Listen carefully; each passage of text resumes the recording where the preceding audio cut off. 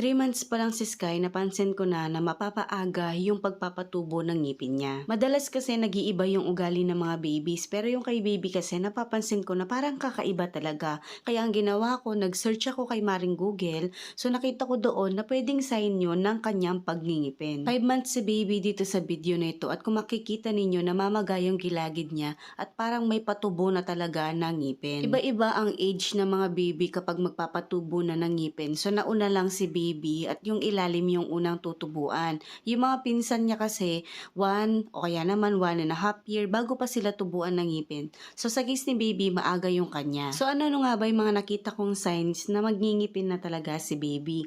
Number 1, yung excessive drooling o paglalaway. Iba talaga yung paglalaway niya, as in sobrang dami, pati yung kamay niya, kinakagat niya, pati yung sa paan niya, gamit, o kung ano man yung mahawakan niya o masubo niya, ginangat-ngat talaga niya, pati nga yung utong ko. Sobrang sakit na talaga kapag kinakagat niya. Actually, yung kanyang paglalaway ay dahil sa namamagang gilagid dahil nga magpapatubo na siya ng ngipin. Hindi nga pala ako bumili ng teeter para kay baby. Sabi kasi nung pedyo niya, hindi kailangan ng teeter ni baby since marami naman siyang laruan.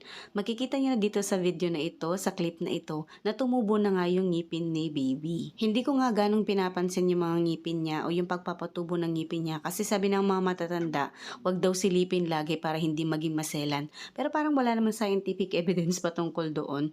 Ako naman, yun, sinusunod ko naman pero paminsan-minsan hindi ko talaga matiis. Tinitignan ko talaga yung mga ngipin niya. O kaya naman pag malinis yung kamay ko, kinakapa ko yung gilagid niya gamit yung daliri ko. Isa din sa sign na nakita ko yung hirap sa pagtulog ni baby. Since nga merong discomfort dahil nagpapatubo siya ng ngipin, hindi siya ganong nakakatulog or nahihirapan siya sa pagtulog. Ang pag-ubo din ay isang sign ng pagngingipin ni baby.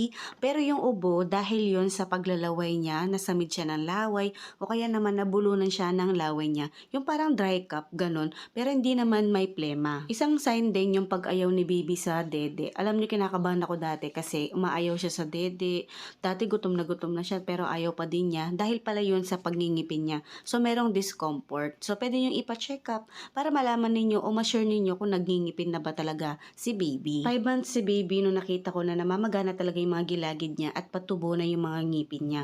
Alam niyo ba na nilagnat siya, inubo, sinipon, tapos nagtai din siya, tapos nagka-sore eyes din siya. Sa sobrang kaba ko, dahil nga medyo mataas yung lagnat niya, pina-check up ko siya sa pedya. Sabi naman ng pedya ni baby, wala daw kinalaman yung mga yun sa pagngingipin ni baby. So ako naman, syempre sumunod naman ako at niresetahan naman kami ng pedya niya ng mga gamot para kay baby. So 5 months nung namamaga yung mga gilagid ni baby, pero after 1 month, nung nag 6 months siya, doon pa lang lumabas yung mga ngipin niya. So medyo matagal-tagal pa din. At saka mga mi, huwag kayong excited kasi masakit na yan lalo na kapag dumidede sa inyo si baby. Kaya huwag kayong masyadong excited. Iba-iba din yung stage ng development ng mga babies.